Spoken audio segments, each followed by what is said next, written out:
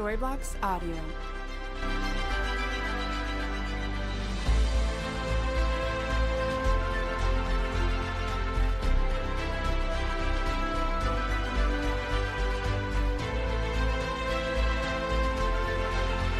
Storybox Audio.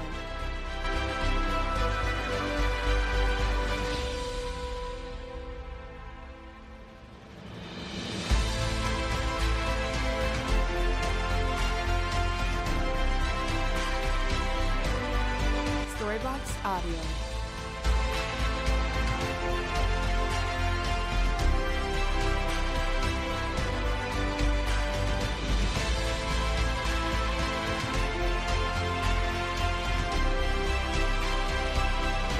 Storybox Audio.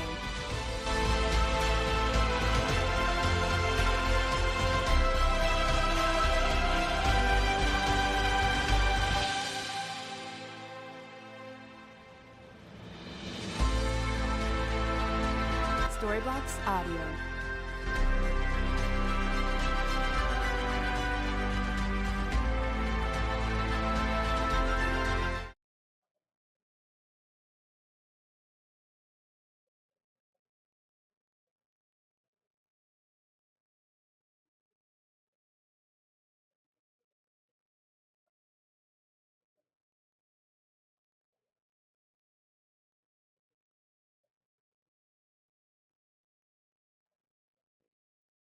A Reentry Program is a self-supporting group sponsored by the Choose to Change Foundation. There are no dues or fees to attend a class, but we do encourage donations from our members and to anyone who believes in what we are doing. The only requirement is a sincere desire to change your life. So if you're ready to change your life, then you are in the right place. Right, Chavarria? Right, that's right. Through this program, you will learn the tools and resources to finally change your life forever, and a relationship-based support system to keep you going. For many of us, there is no easy way out of the mess we create in our lives, even if it wasn't your fault. But the good news is that there is a way out if you would choose to believe in the impossible. My name is Frank Salazar. Been a member of the Choose to Change Foundation since June 11, 2015, and I haven't regretted that choice since. We are going to have a great message from our mentor tonight, Orlando Salinas, and we shall welcome him to the podium. Let's give a round of applause to Orlando Salinas. Thank you, Frank. Appreciate it. ¿Cómo estamos? Awesome, man. Welcome, guys. Welcome. What's your name, sir? Rene? Rene, and don't tell me I know your name. Hold on. I'll remember in a minute. Avio. Hey, I got it. That's because it's a hard one. Man, I want to welcome everybody here. Thank you for being here. I appreciate you coming. It's man, everybody's eating. What's going on here? Nobody told me we were gonna eat. Yo vengo bien comido. Awesome. No, hope everybody had a great day. Welcome to the Choose the Change Mentoring Program. I really appreciate each and every one of you, and I always pray for you and believe for you, and for anybody that walks through those doors, because we all need help. Who agrees to that? We need help, man. We need help. And only God can help us, really. And I want to talk about that today. I want to talk a little bit about that. So you're sitting in what I call the 90-day reentry program, as we reenter into society, whether you come from prison or rehab or just a crazy life. And you're ready to change your life. We just want to move into a different direction in life. We call it salvation in church.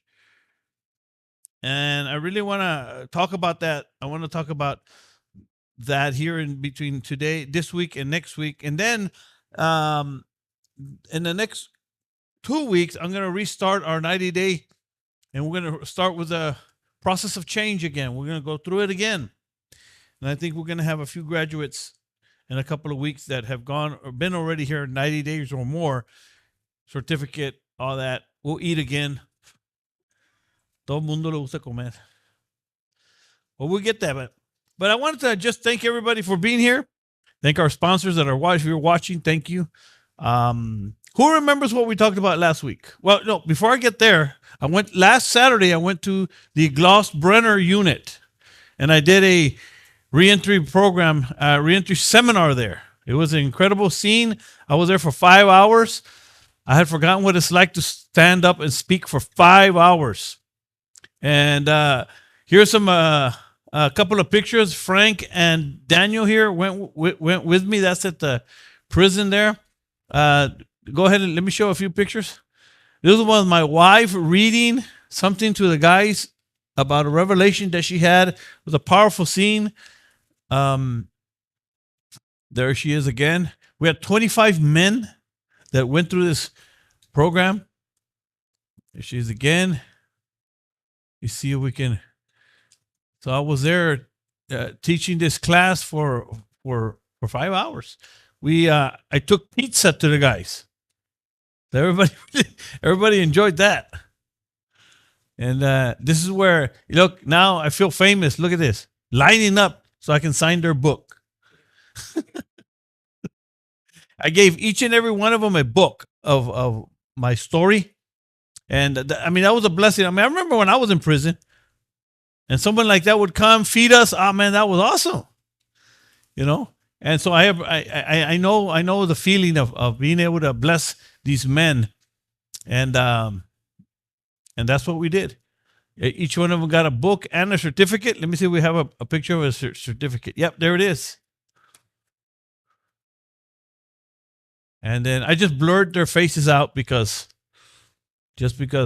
last time I got in trouble.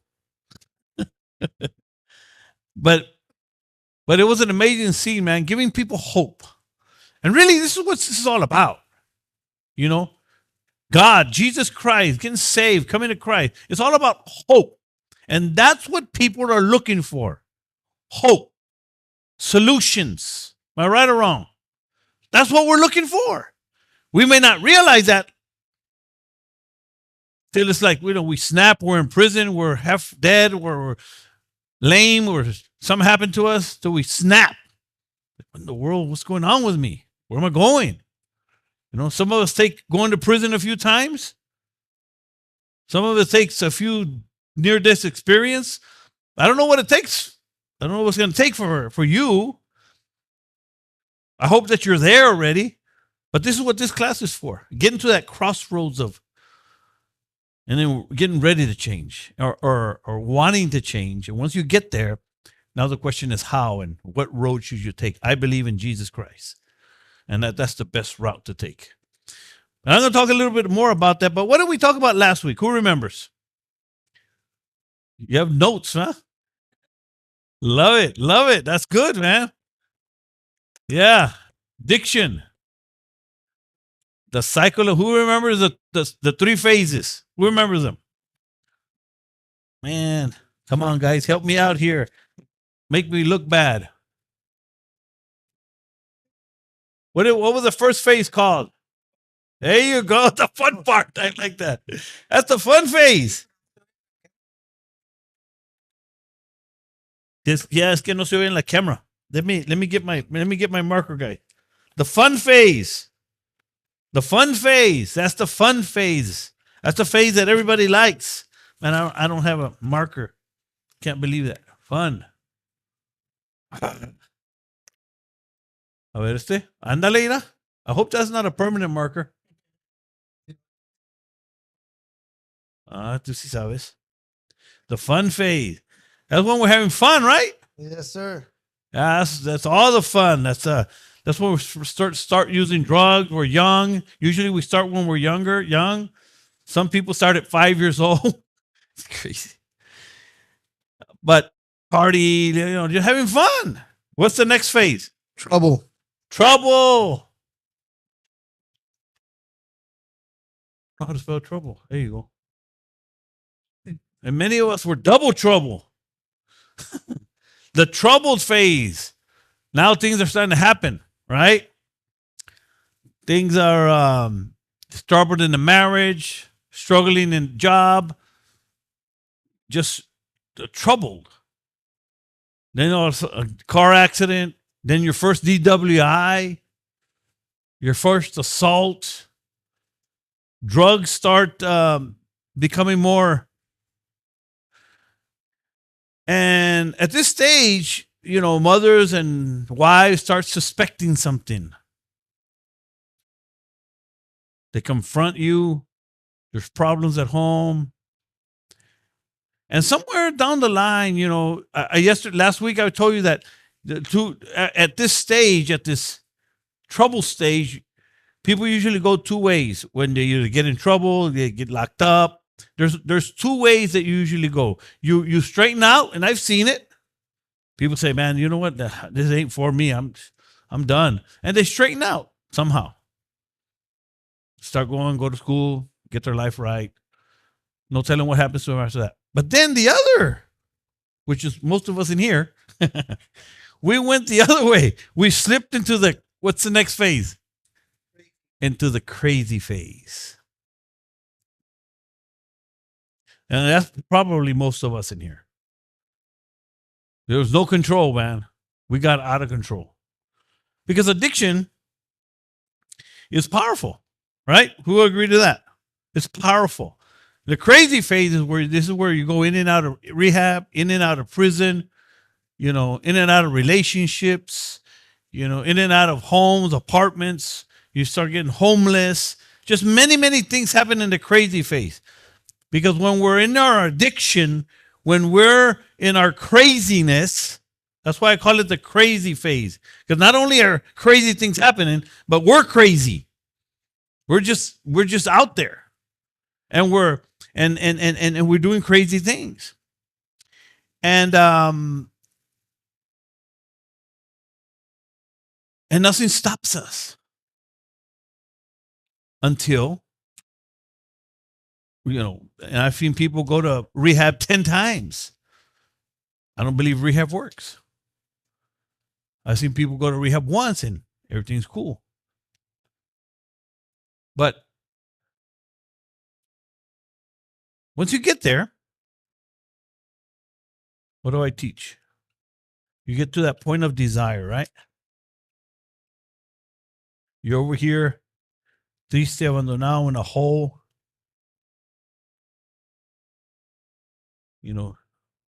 You're just messed up, whether it be in prison or the hospital or whatever it may be. And you make a decision, you have a desire to change. And once you decide to change, here's the question of the evening. What are your options? What are your options? Which is the question of the evening for this. Okay, what happened here? It's what the question I have. What are our options when it comes to recovery and changing our lives? That's what I want to talk about tonight. What are our options? And I'm probably going to do this in the next session in two more parts. I'm going to do this addiction teaching into 3 parts. Because this idea of the options we have is interesting. What are the options that we have, guys? Let's throw some up. Anybody want to help me out? Okay.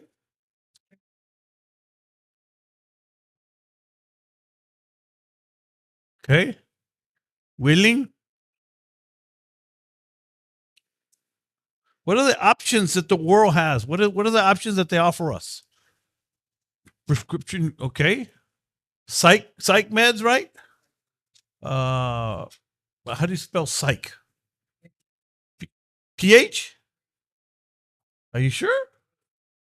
PHY. Oh, CHY. No, PHY.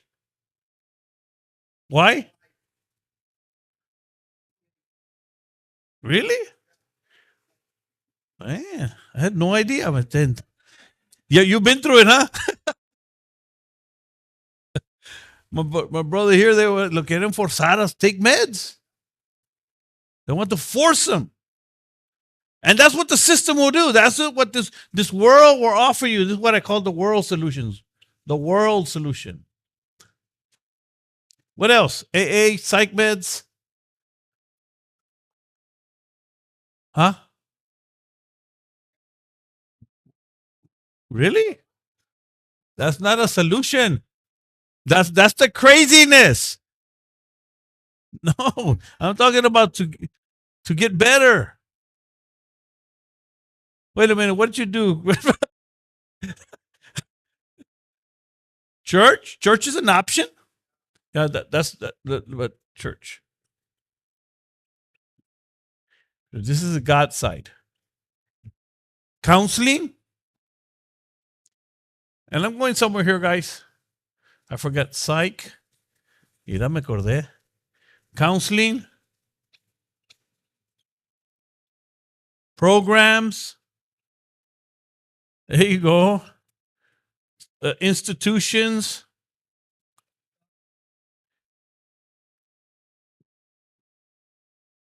Institutions.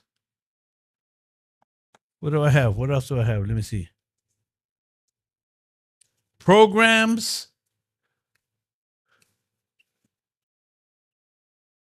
So here's the next question. Why is addiction so complicated? You ever thought about that? Why is it so complicated? Huh? No, it's fun. No, that's definitely fun. It's definitely fun. Yeah. Yeah, no, I know. And somebody once told me, hombre, es que me gusta pistear y me gusta luquear. I remember saying that. Well, nobody stops because they don't like it. Nobody. Did y'all know that? Nobody stops because I say, I don't like this no more. No, it's not that they don't like the consequences. That's why we stop. That's why we change. Because we don't like the consequences of our actions, of the results that we're talking about. You know how I talk about results all the time? We don't like the results that we're seeing. We know something's wrong. But let me tell you the simple reason, and this is what we're going to hone in on today, is why it's so complicated. Because before I give you the answer to that, why are these the solutions that the world offers? Let me tell you why. I'll just answer it for you. Because, how to spell disease? D-I.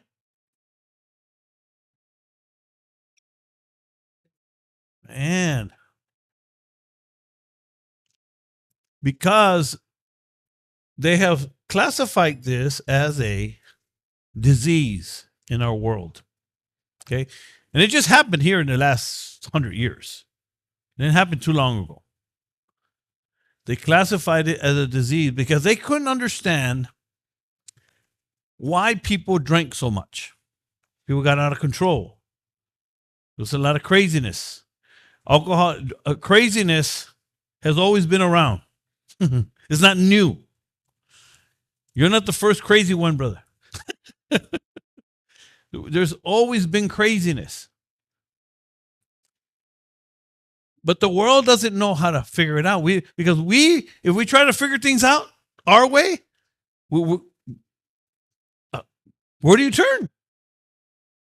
To books, to doctors, to all this, right? Do they really have a solution? Think about it for a minute. Because I want to challenge you on this. Because part I want to teach here is that I don't believe that rehabs work. That's my opinion. I believe they keep you trapped. In my opinion. There's a reason why I'm telling you this.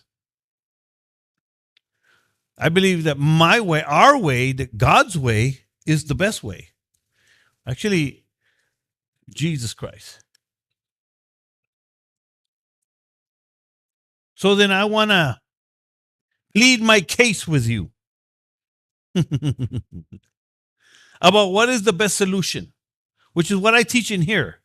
We start at here, and the first step we have is faith, which is giving our life to Jesus Christ.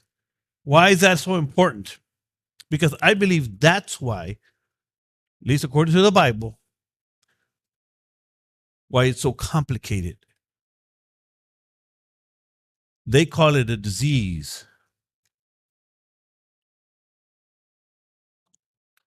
We call it sin. And here's what's amazing about this, guys. Check this out. This is powerful. You choose. You choose. What am I going to believe? I'm serious. Because if they had a solution, they would have found it already. And if you really want to get into theory, what do you call those theories? Conspiracy theories? What if they don't want to tell you what the solution is? Conspiracy theories, medications. Boom, boom, boom, boom, boom. Keep you locked in. And well, that's a fact. You're locked in. It's a fact. Let me give you an example. It's like being on parole and probation. Once you get involved with the law, you're locked in. Am I right or wrong? There's no, you're caught in a web. That's how sin is. You're caught in a web, guys. Think about this for a moment. I need you to think. Because this is powerful stuff. This is why I gave my life to Jesus Christ. I surrendered. I bowed down my knee. Why? Because I found out that they do not have a solution.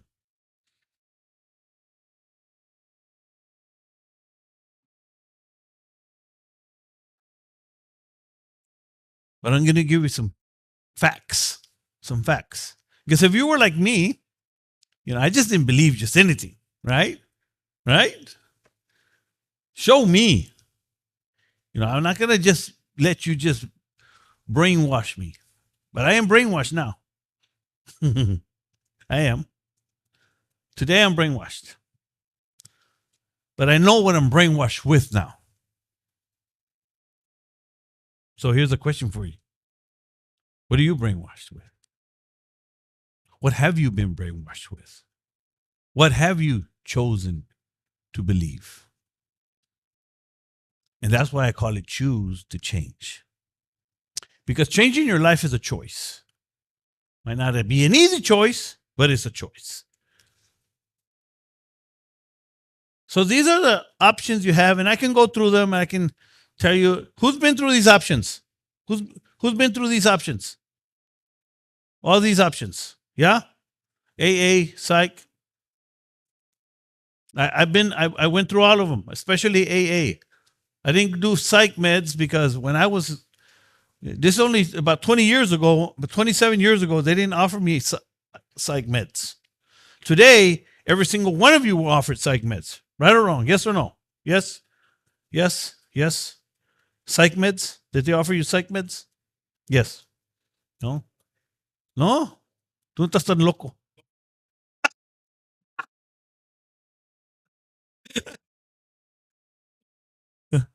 Yeah.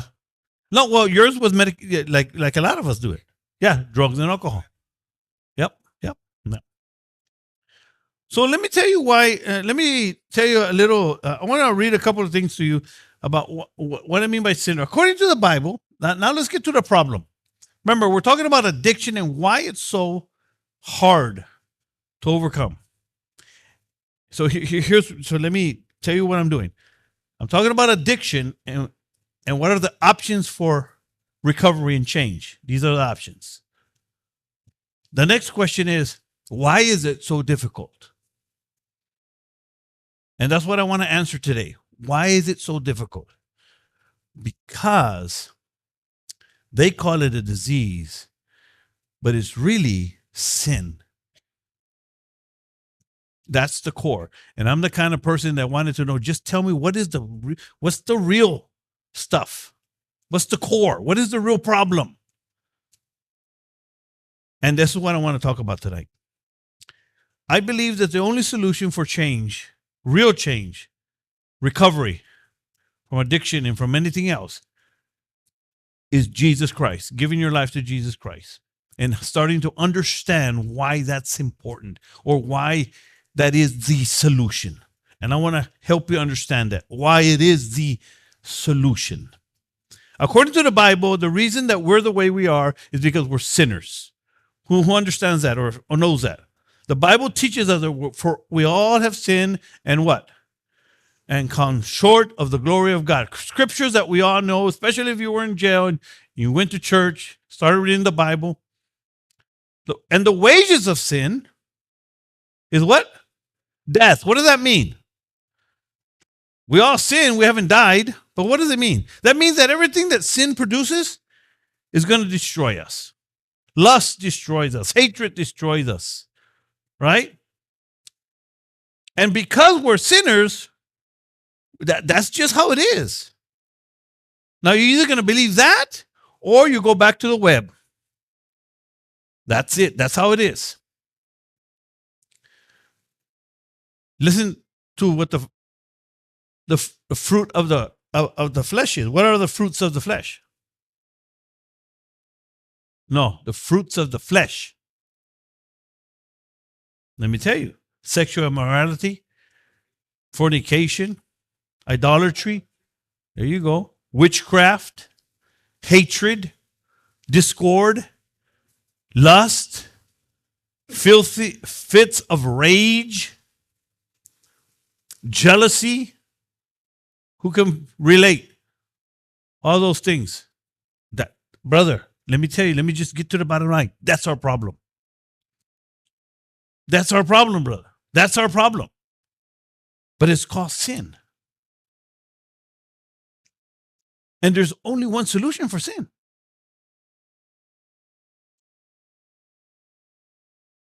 Jesus Christ. If you believe the Bible.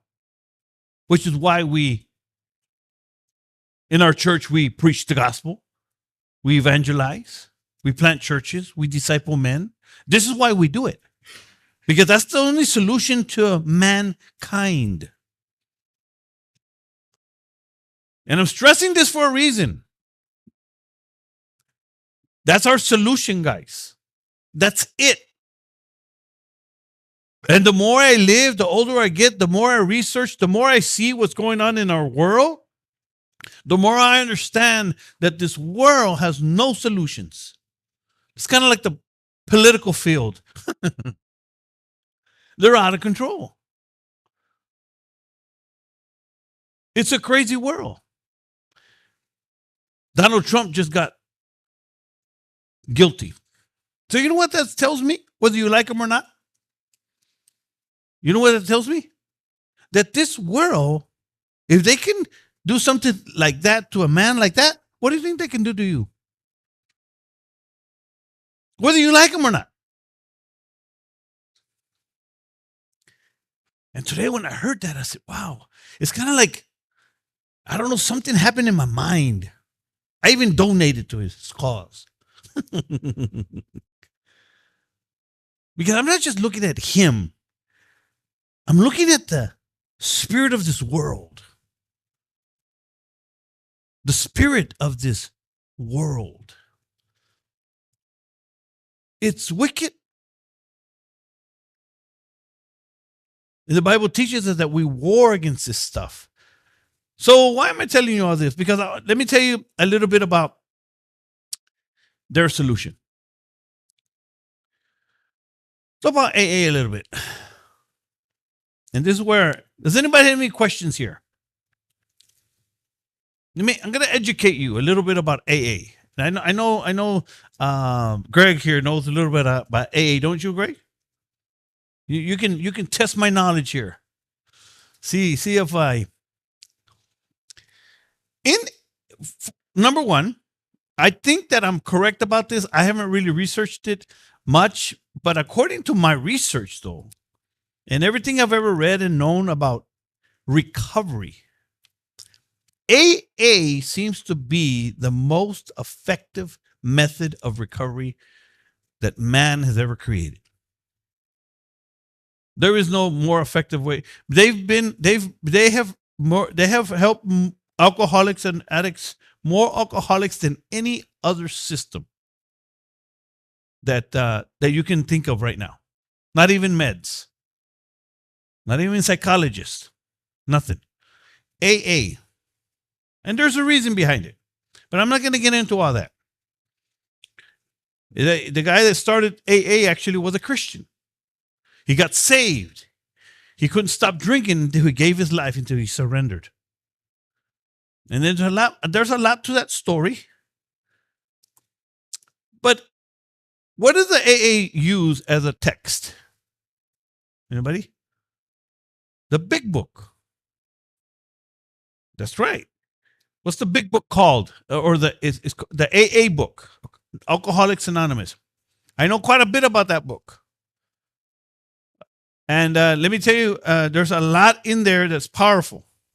That program is actually a Christian program without Jesus.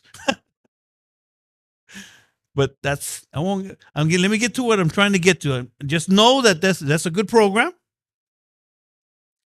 And if you had to go there, I would go.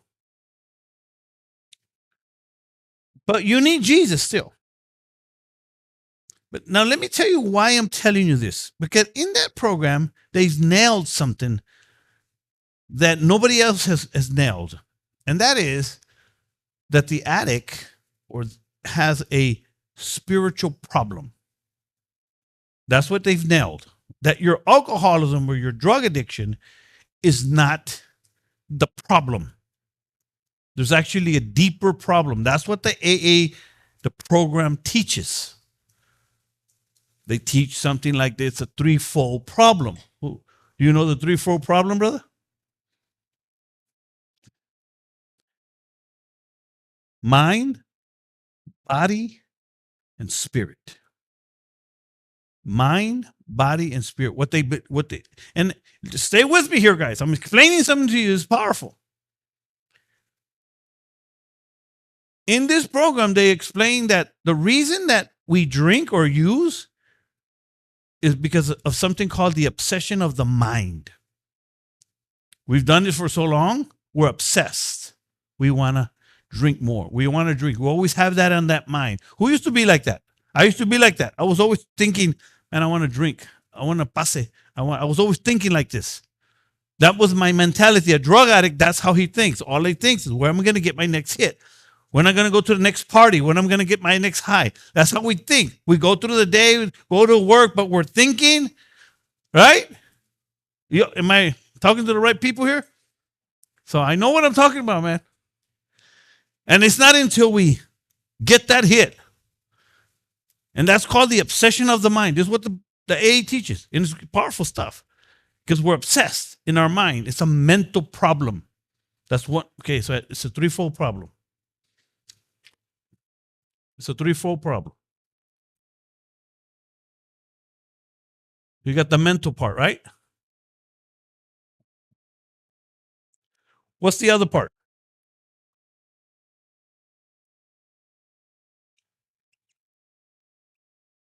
Then you got the what? The body. Then you got the body part. So here's what they say about the body part of this in the program. That once you put that stuff in your body, the cravings hit. That's why you just can't have one. Who remembers that? I'm just going to have one. Who remembers that? I'm going to have one more hit. That's it. Just one more. No, because it's not possible. Not for an addict. Because we're already in a crazy state. We're what they call, this is what they call the disease. Okay. What I'm explaining is what they call the disease. This is what they call the disease. AA. These guys programs. I'm getting somewhere here, man. Stay with me. So that the body is the problem. So they tell us that the mind is the problem, the obsession. and the body is the problem. And they pinpointed this. Pretty cool. Dice que once we put drugs or alcohol in our body, we get an allergy. An allergy. Who's ever been poisoned by poison ivy? We're allergic to poison ivy. So what happens when poison ivy hits you? Ronchas. And what do? Because you got an allergy. You know what an addict or an alcoholic does when they get their allergy?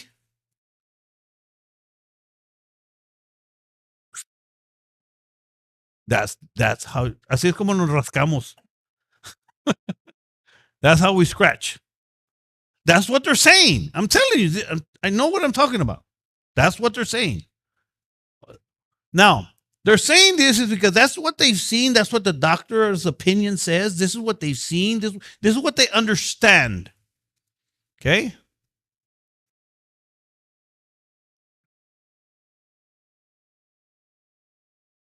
The one that they don't quite understand is the spiritual part.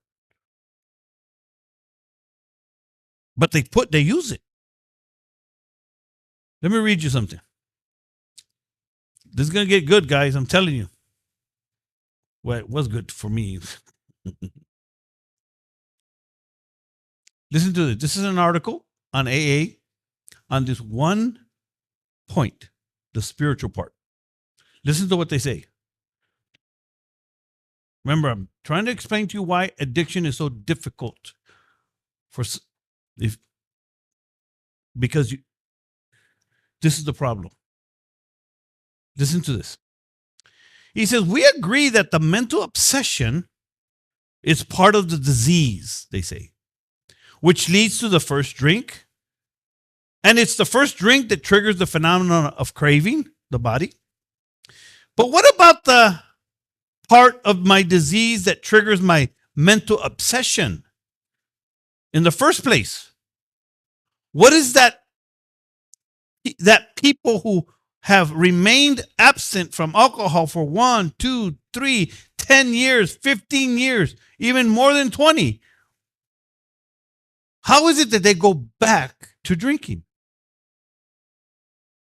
Since they haven't had it for a while, they don't have an obsession. So how do they go back to drinking? That's the question. We know that the physical craving does not cause those people to drink because they don't have it anymore. And if you've been to AA fellowship for a while, for most people, the mental obsession dissipates. In other words, I don't feel like drinking anymore, guys. Drugs and alcohol don't even faze me anymore.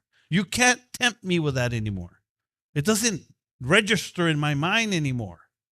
And that's what they're saying, that it does. So why do people go back? That's what they're trying to figure out. So why is it that after a long period of sobriety, after being good for so long, after doing your best for so long, having a good job, doing this, doing that, how is it that they return to their drugs and alcohol and craziness, even when they don't want to? What is that third fold? What is that third fold of our illness? They call it an illness that triggers that mental obsession.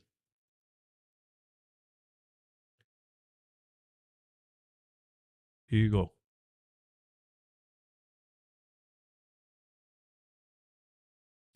Through close examination of the big book, here's what they say, along with my experience in practice with the 12 steps, as well as vigorous work with the alcoholics, the missing piece, they say, of step 1 appears to be what is referred to in page 64, a spiritual malady.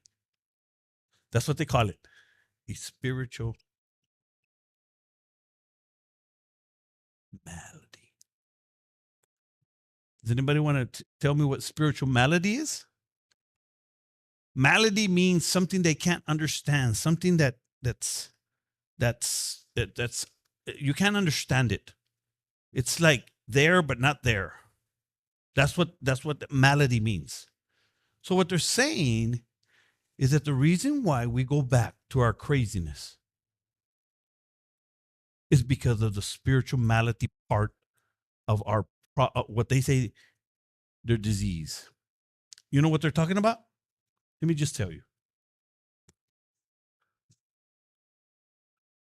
That's what they can't understand. They can't understand that. Anybody that refuses the God and the Word of God are never going to understand it. You know what that means? That if you don't get to the core of the problem, you'll always stay in the web. There's no escape. That's how it works. You can stay sober. You can. But are you saved? Have you dealt with sin? Because check this out. Listen to this. Listen to how they explain it more. This is for a long time. I thought my life was unmanageable because of all the crazy, insane things that I did. How many did some crazy stuff? Oh, man. Crazy.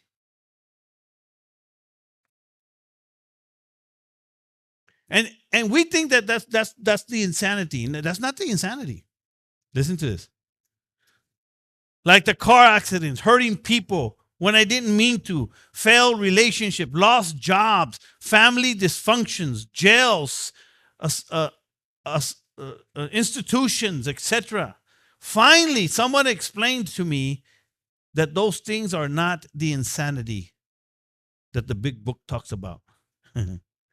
Nor are those things why alcoholics or drug addicts like us, that our lives become unmanageable. Of course, these can be classified as unmanageable. They are unmanageable, but they're just the external unmanageability. That's just what you can see. But they are external, the unmanageability that the first step is pointing to is the inward inability, unmanageability of our lives. The inward. That's our problem. See, that's what they're getting. They know this. But they choose to call it a disease. He says, the unmanageability,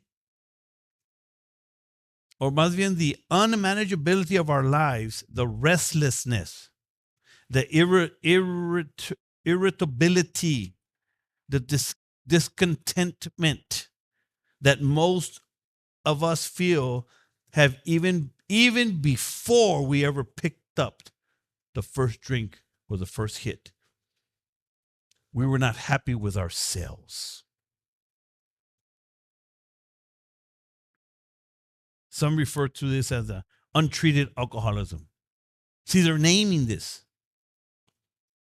Our big book promises that when the spiritual malady is overcome, listen to this.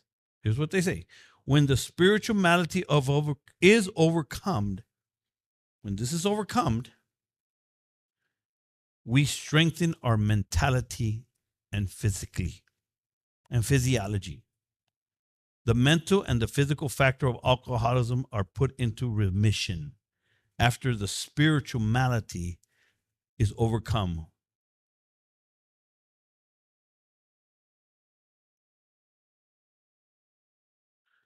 So what exactly is the spiritual malady? Is this too deep? You all understanding me? Because I've been studying this for years because I've been trying to figure it out. I figured it out. It's sin. So, what's sin? What makes sin so powerful? I'm glad you asked.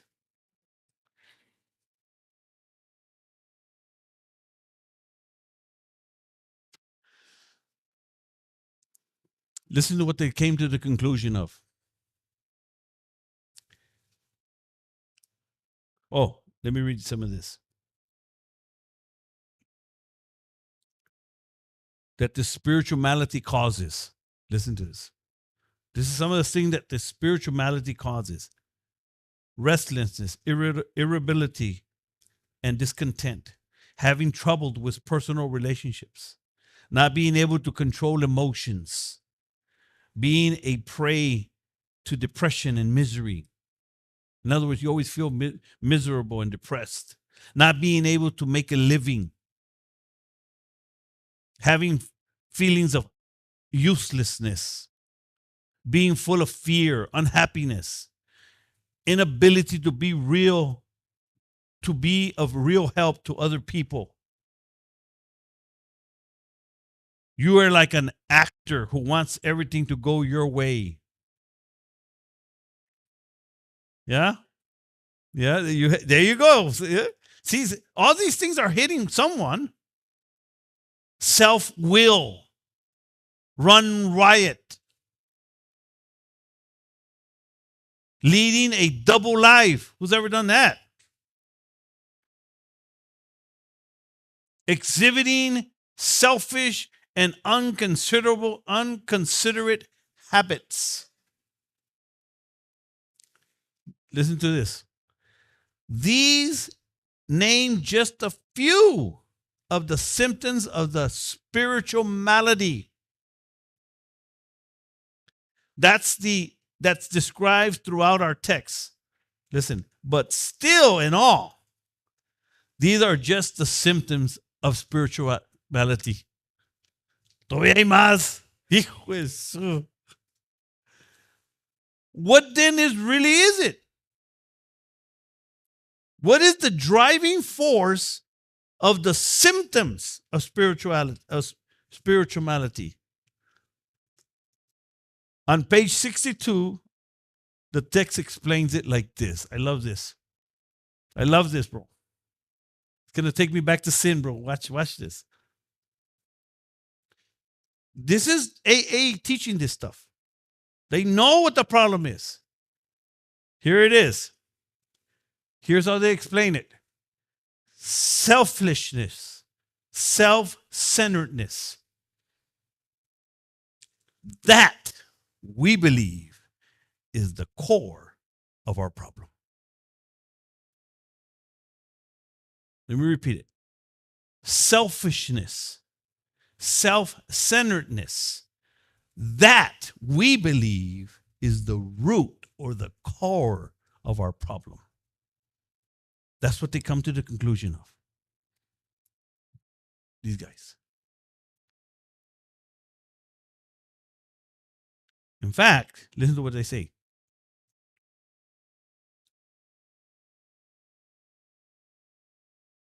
What is it? In fact, where is it? In fact, I brought my big book with me. And where is this? In page, what was it? Ya, no me acuerdo, se van a acordar ustedes.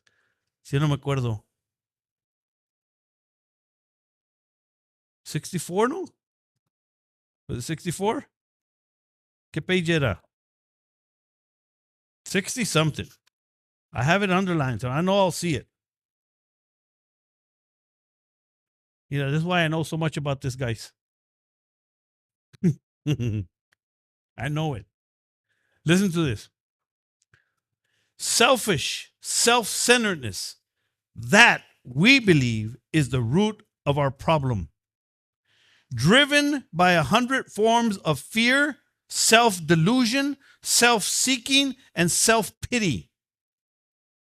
We step on the toes of our fellows and they respond or retaliate. Sometimes they hurt us, seemingly without provocation. But we invariably find that in some time in the past, we have made decisions based on selfishness, which later placed us in a position to be hurt. So our troubles, we think, are basically of our own making. They arise from ourselves. And the alcoholic or the addict or the crazy person is an extreme example of self-will run riot. Listen to this, bro. This is powerful, man. We alcoholics must be rid of selfishness. We must, or it will kill us. That's what it says.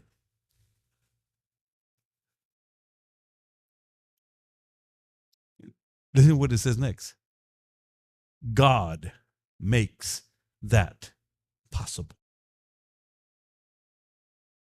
That's powerful, man. Let me finish reading it because it's powerful. God, we must get rid of it or it will kill us. Get rid of what? Selfishness. Selfishness. But sin, but selfishness. You're talking about selfishness. God makes that possible. And there often seems no way to entirely get rid of it, of self, without his aid. Many of us had moral and physiological convictions galore, but we could not live up to them even if we wanted to. Neither could we reduce our selfishness much by just wishing it away on our own power. We had to have God's help. So why am I reading this? Why am I not taking the Bible out? Because what I'm trying to explain to you is that they figured out that selfishness is what does the Bible say about selfishness, about self? Does anybody know? What does the Bible say about self? Here's what the Bible teaches us, brother, that we must deny ourselves. That's what it says. When I started this class, I said, the answer is surrender. The answer is complete surrender. Because unless you surrender your self-will, your sin, your selfishness, which is your spiritual malady, this is selfishness. In other words, self.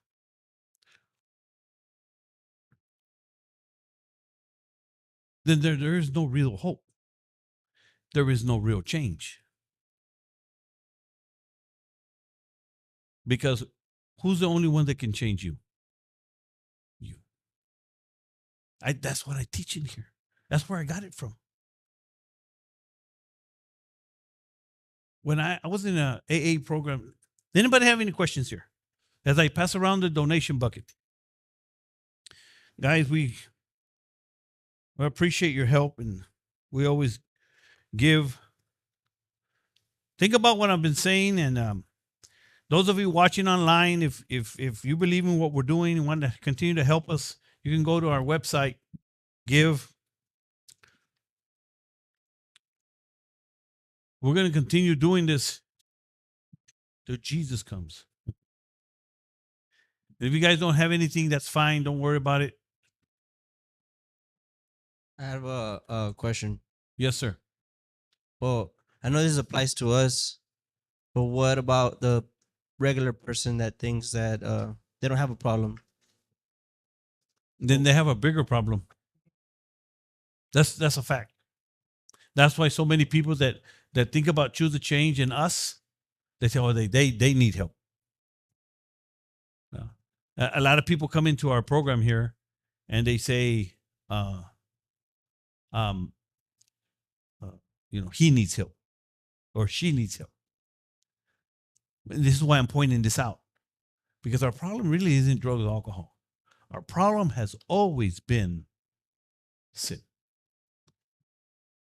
And once you get a hold of that, once you understand that, then life starts getting better and easier for you. Because you're able to say, God, thank you, Jesus. Help me. Help me to to control this craziness in my mind. Because it's not the alcohol, it's not the drugs, it's you. Can y'all see that? It's us. We are the problem. Now, we can debate and say why that shouldn't be. Well, it doesn't matter. That's how it is. And that's another thing I've come to terms with. I like things, just tell me how it is. I may not like it. I may not want to accept it, but this is how it is. These are the rules of this universe, of this galaxy, of this world. Somebody said, well, that shouldn't be that way. Well, you got to talk to somebody higher than me. It's about that. Because I didn't set the rules. That's just how they are. Once I grab a hold of that, guys, I was able to bow my knee, like I told you at the beginning, and surrender to Jesus Christ, because I knew I was going to bow to somebody. I'm going to bow to somebody. I had to put judges here to judge and parole and probation. I decided to bow to Jesus Christ. And that's why addiction is so hard to understand. Because they don't understand it. So they call it all kinds of things. They name it. Everybody, one of us has been diagnosed with something. Who's been diagnosed with something? It's called sin and selfishness. So the question is, who are you going to believe? And we'll talk more about this next week. These are our options when it comes to addiction. What are our options? The world's way or God's way? Salvation through Jesus Christ. Jesus said, I am the way, the truth, the life. Nobody comes unto the Father but by me. The prodigal son finally came to his senses. Remember? And that's what we all must do. This is what Choose to Change is all about. Coming to that crossroads in life and deciding, you know what, I'm going to change my life. How? According to Choose to Change, according to God, according to this church, we believe Jesus Christ is a step, next step. There's a lot more to learn, which is just part of life. That's how we grow, we learn, we mature. And that's how it works. So that's all I have, guys. Anybody have anything to say here? Any questions, concerns, comments, complaints? Thank you for coming. We'll see you next week, guys. God bless you.